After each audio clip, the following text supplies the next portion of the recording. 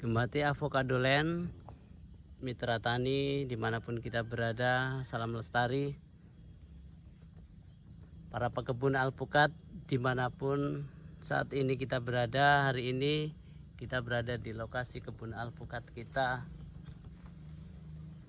yang di hadapan kita sudah mulai ada tanda-tanda berbuah. Masa semi generatifnya yang mau kita sampaikan di agenda pagi hari ini, yaitu kita sebagai petani pemula tetap memberikan semangat kepada kita semua petani pekebun di Indonesia di mana kita berada. Kita sebagai petani harus tetap konsisten menjalani hari-hari kita dengan penuh semangat. Saya akan memberikan beberapa hal yang mungkin akan menambah wawasan kita bertani. Sebagai petani, saya tekankan apapun tanamannya, konsisten merawat adalah kunci pokok dalam kita berkebun. Di hadapan kita ini seperti yang kita saksikan di usia 2 tahun, 2 tahun 4 bulan sudah mulai ada tanda-tanda berbuah. Ini masih dalam seleksi alam, buah muda yang sudah lolos seleksi alam. Nah, tips yang mau saya sampaikan adalah pemilihan bibit itu panorama utama itu. Yang kedua, busut itu saya pribadi sangat saya tekankan, karena dengan adanya busut itu satu drainase, yang kedua yang mau saya tekankan adalah kalium alami matahari contohnya.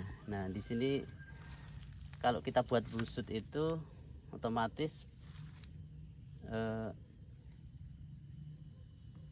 temperatur kalium utama matahari itu ada di sekitar area busut ini. Jadi ketika masa-masa pertumbuhan, juga masa-masa dalam proses pembuahan semi generatif itu, peranan kalium itu sangat penting, kalium alami ya, matahari gitu. Sebagai contoh ya, sanitasinya juga harus kita perhatikan agar matahari itu bisa tembus ke areal di mana akar-akar itu berada, karena ini adalah pembentukan kalium alami yang akan menjadi kebutuhan dasar dalam bertumbuh juga berbuahnya. Ini adalah contoh ketika sanitasi sampai pada masanya matahari penuh, itu alpukat juga bisa dibedakan kelembapannya, temperatur yang bagus juga itu mempunyai peranan yang penting dalam kita berkebun. Ini kita sudah lumayan bagus di areal kita ini, sudah ada potensi berbuahnya. Ini sudah lolos seleksi alam. Contoh buahnya sesuai dengan indukannya, dimana siger itu ya seperti ini bentuknya. Mohon maaf kalau bahasanya kurang bisa pas atau presisi, perbendaharaan katanya kurang pas ya, kita mohon maaf kepada rekan-rekan petani. Ya begini adanya lah, di sela-sela kesibukan kita sebagai mekanik, kita pulang kerja ya kerja lagi. Ini adalah contoh dari panorama alpukat siger kita yang sudah mulai berbuah, buah perdana.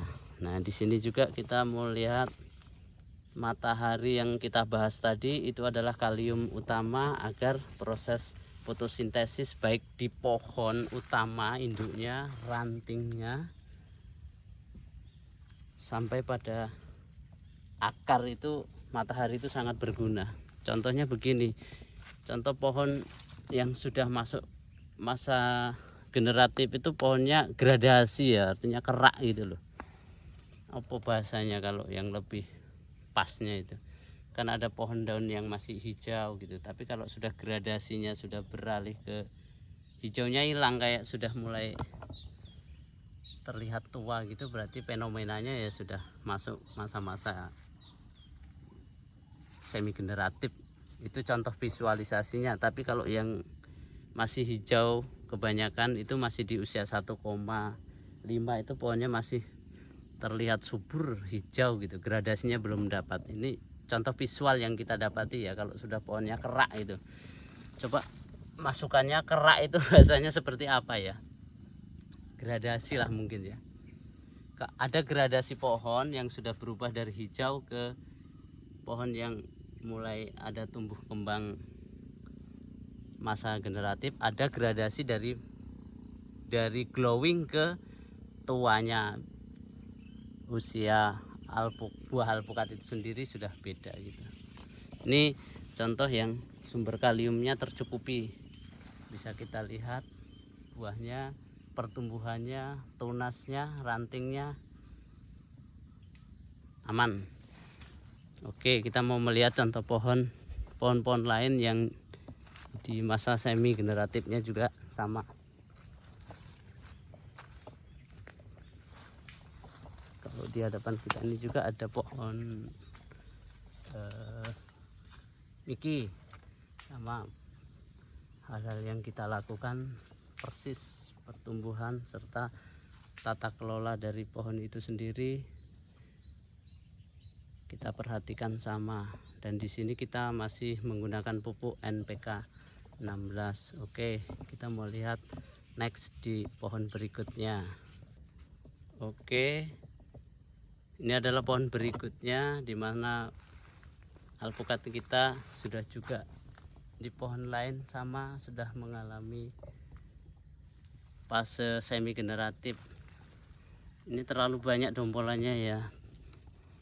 Sebenarnya harusnya tetap dikasih pengurangan. Tapi ini tak lihat kemarin seleksi alam sih.